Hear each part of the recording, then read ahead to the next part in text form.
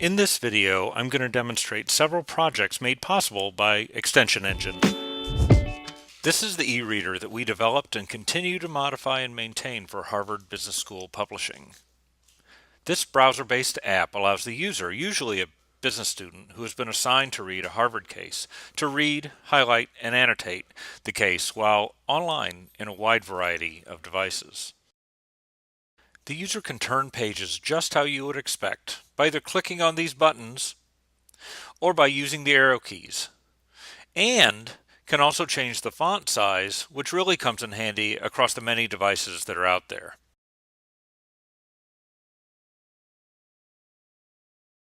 The user can highlight text in one of 4 colors. These highlights are synced across all the devices from which this user reads this case. The user can also add a note to the highlight that is also shared. Search works just how you would think. All of this content is kept secure in order to protect Harvard's intellectual property. These cases can be printed, but they can't be shared electronically. One of the trickier features to implement was the ability to read and annotate the content offline. It's easy to do. The user has to signal that she wants to read the content offline, make a bookmark so that the user can return to it later, and that's it. Using this other tool, the user can get rid of the cases she is done with.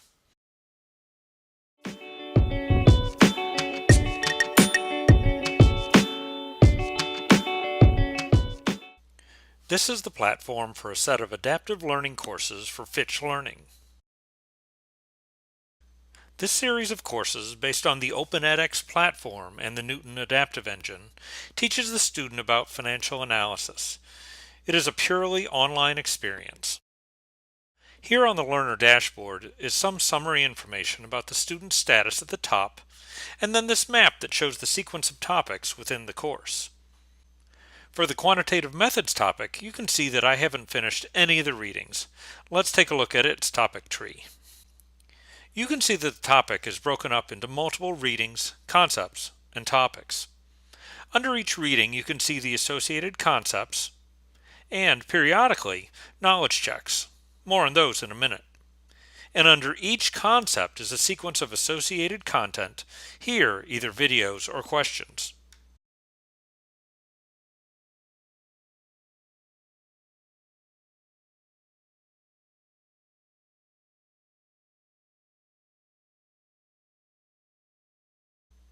Let's take a look at each.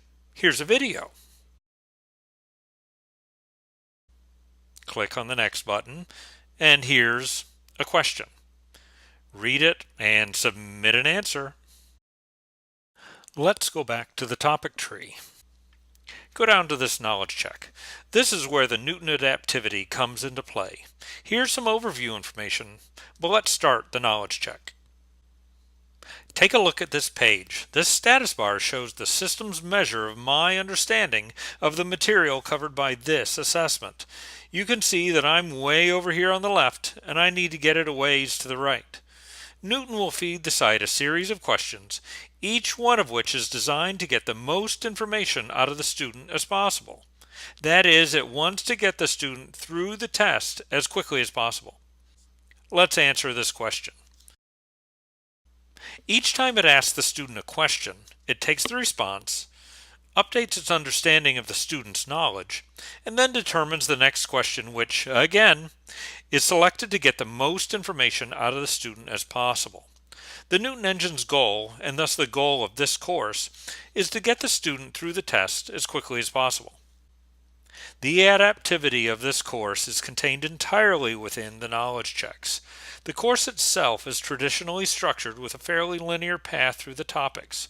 Within the assessments, however, the system maintains a knowledge of each student, where her strengths lie, and what topics need to be probed, assessed, and strengthened more thoroughly.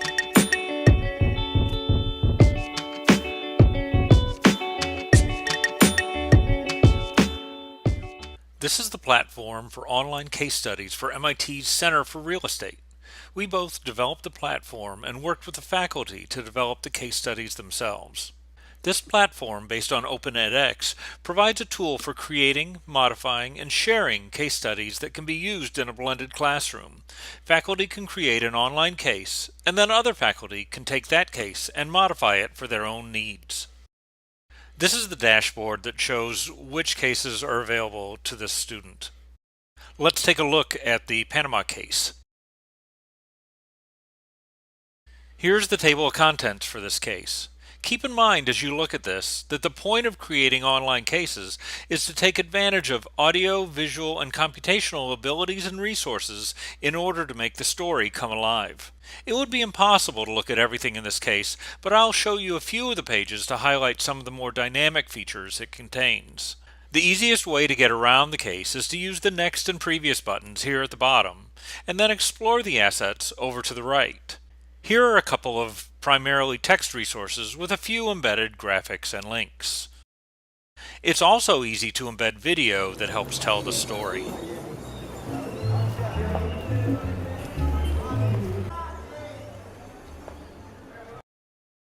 It was decided to have a bit of redundancy for navigation. You can see all of the resources for a particular section listed on the right, or you can bring over these larger tiles for the same information.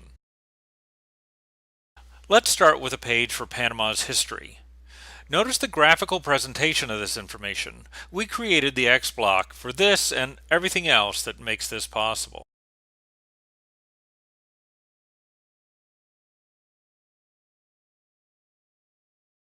This tenant laws link shows how an external document can be brought into the case. This investment potential link allows the student to navigate data graphically. The user can take some data out of the graph. She can also see the underlying data values.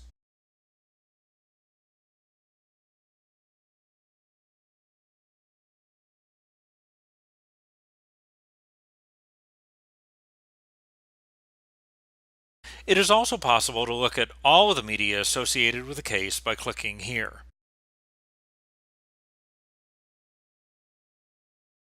Let's take a look at one last resource, this network diagram.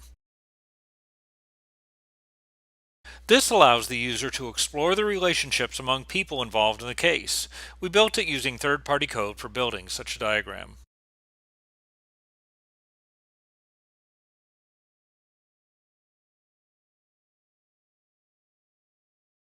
Finally, recall that this platform is meant to support multiple faculty teaching the same case. Thus, the professor can use the tool to create her own version of the case, adding or subtracting pieces as she sees fit, without having any effect on how the students in other classes would see the case.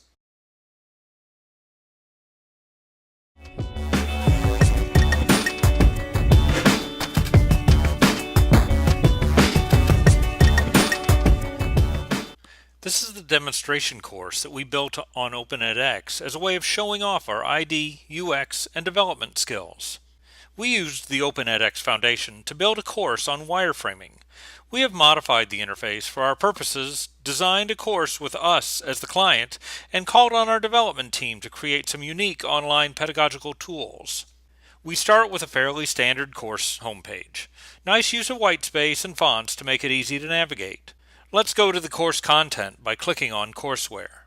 You can see already that the layout of this page differs from the standard edX page. There's no menu bar across the top because our development team was able to create a menu X block that can handle multi-layer menus here on the side. On this page is an introductory video with accompanying transcript. We always ensure that we are usability compliant to whatever level is demanded by our client. Now let's go down to Module 1 where wireframes fit in. This page provides information about the 4 key phases of website creation.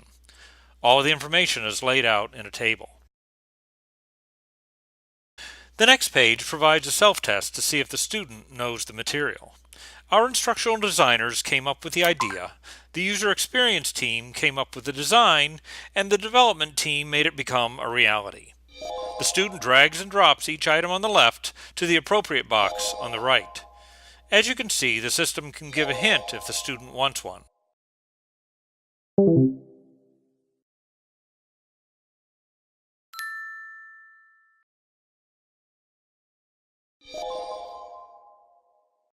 Now the next page provides a test whose results will be entered into the gradebook. As such, no hints are provided on this page. The third page that I want to highlight is this Elements of a Wireframe page. Our team created this tool for exploring a graphical image. It's pretty obvious what you're supposed to do. This could be quite useful in many situations in a variety of disciplines. The last page that I'm going to highlight is Module Tool, Tools You Need. This provides a built-in wireframing tool. The benefit of this is that the system could provide feedback to the student based on built-in rubrics. It can also provide a tool for sharing the wireframe on social media. We can program the system to do anything needed in order to enable the system to help the student or professor manage the flow of information within the system.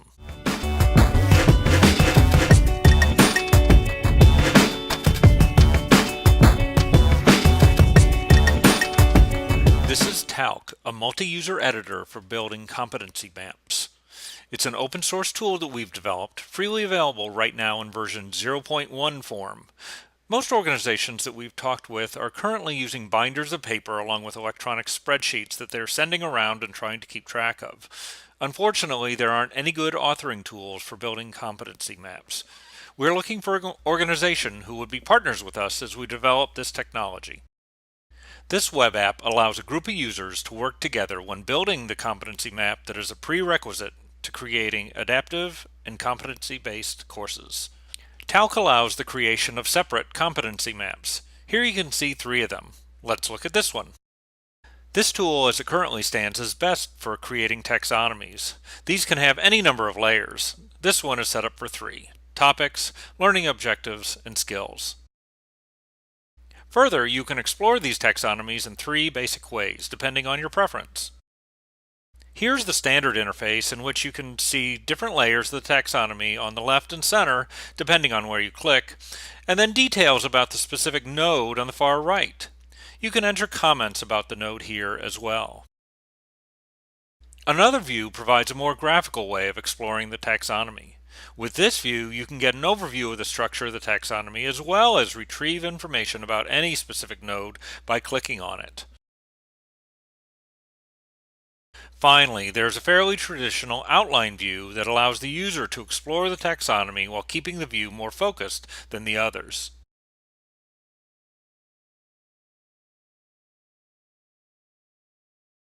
This open source project provides a strong foundation for building a taxonomy and a knowledge graph that would allow a team to represent prerequisites and other relationships among skills.